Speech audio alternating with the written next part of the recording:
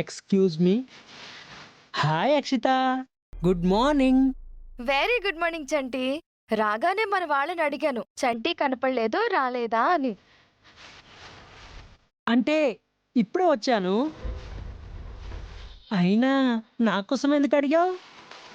అదేంటో తెలియదు చంటి, నిన్ను చూస్తే నాకు తెలియని ఎనర్జీ వస్తుంది.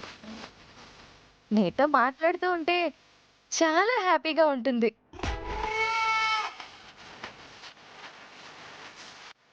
నచ్చిన వాళ్ళతో ఉంటే ఎవరికైనా అలాగే అనిపిస్తుందన్నమాట. అక్షిత, నేను నీతో ఒక విషయం గురించి మాట్లాడాలని అనుకుంటున్నాను. దేని గురించి చంటి?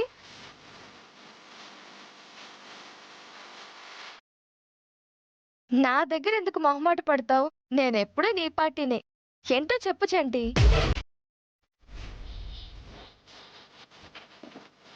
ఏంటి ఏదో నీకు ఐ లవ్ యూ చెప్పడానికి వచ్చినట్టు సిగ్గుపడుతున్నాడు. బుద్ధి లేదా నీకు? నేను చరణ్తో లవ్లో ఉన్న విషయం వాళ్ళ ఇంట్లో అందరికీ తెలుసు. అతను నాకు ఐ లవ్ యూ ఎలా చెప్తాడే?